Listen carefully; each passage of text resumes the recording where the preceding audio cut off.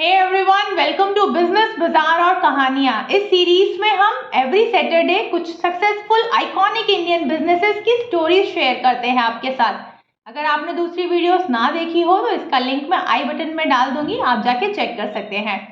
तो आइए आज की इस वीडियो को शुरू करते हैं। आज की हमारी कहानी है इन्फोसिस लिमिटेड की। इस कंपनी की शुरुआत हुई थी ईयर 1981 में फ्रॉम पुणे सिटी, जब 7 इंजीनियर फ्रेंड्स ने अपने पटनी कंप्यूटर्स की जॉब को रिजाइन करके इस कंपनी को स्टार्ट किया था। कुछ टाइम तक इस कंपनी का ऑफिस भी इनमें से एक को फाउंडर का घर था। आज 40 साल बाद अगर हम इन्फोसिस को देखें तो ये इंडिया की सेकेंड बिगेस्ट आईटी कंपनी है with the market cap of 5.9 lakh crore, revenue 1.46 lakh crore, 3.4 lakh plus employees है और कंपनी के 98 joint venture and subsidiary companies है। ये आज हम जो इस इन्फोसिस को इतने बड़े लेवल पे और इतनी सुपर सक्सेसफुल बिजनेस के नाम से जानते हैं, ये हमेशा से इतना आसान नहीं था। शुरुआत में इस कंपनी ने यूएस क्लाइंट्स को टारगेट किया और फिर आगे चल के केएस से यूएस की कंपनी के साथ जॉइंट वेंचर भी किया, जो ज़्यादा टाइम वर्कआउट नहीं हुआ और 1989 में ये क्लोज हो गया। इस टाइम पे ये कंपनी काफी ज्यादा क्राइसिस में थी और एक को फाउंडर ने तो कंपनी को छोड़ भी दिया।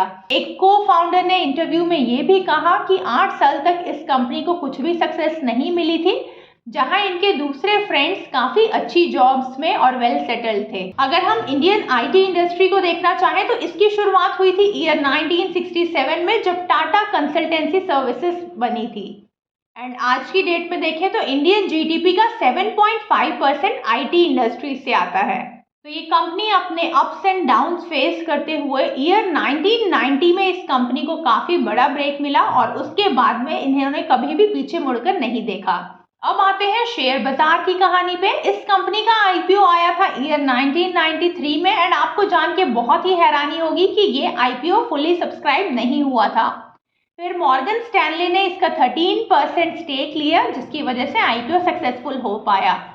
अगर आईपीओ का इशू प्राइस देखें तो 95 रुपीज पर शेयर का था। कंपनी की मार्केट कैप 32 करोड़ की और उस टाइम कंपनी की रेवेन्यू 14 करोड़ की थी। अगर आज 30 साल बाद हम देखें तो कंपनी की मार्केट कैप 5.9 लाख करोड़ की, कंपनी की रेवेन्यू 1.46 लाख करोड़ पे है। इस स्टॉक का CAGR देखना चाहे तो 38% का CAGR दिया है इस स्टॉक ने। अगर हमने आईपीओ के टाइम इस स्टॉक में 10,000 रुपए भी लगाए होते तो आज उसकी वैल्यू करोड़ों में होती।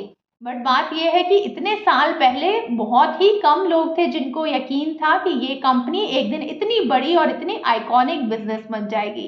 अगर हम इस कंपनी की साल 2003 की एनुअल रिपोर्ट देखना चाहें तो एक बहुत ही अच्छा फाइनेंशियल डेटा दिया हुआ है इन्होंने। तो इस कंपनी के फाइनेंशियल्स ने भी काफी अच्छा ग्रोथ और सिग्नल दिया था इसके इन्वेस्टर्स को। अगर हम इन कंपनीज का फ्यूचर देखना चाहें तो ये एक मल्टी बैगर रिटर्न्स तो नहीं देंगी, लेकिन ये काफी सेफ बेट है। ये इन्फ्लेशन को बीट कर पाएंगी, ये एफडीज के रिटर्न को बीट कर पाएंगी और ये काफी सेफ स्टॉक्स है किसी भी इन्वेस्टर के लिए।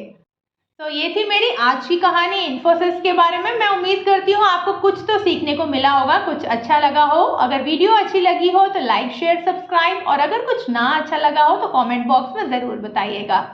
अगले वीक की वीडियो में आप किन स्टॉक्स के बारे में जानना चाहते हैं वो भी आप कमेंट बॉक्स में लिख सकते हैं। Thank you so much for watching.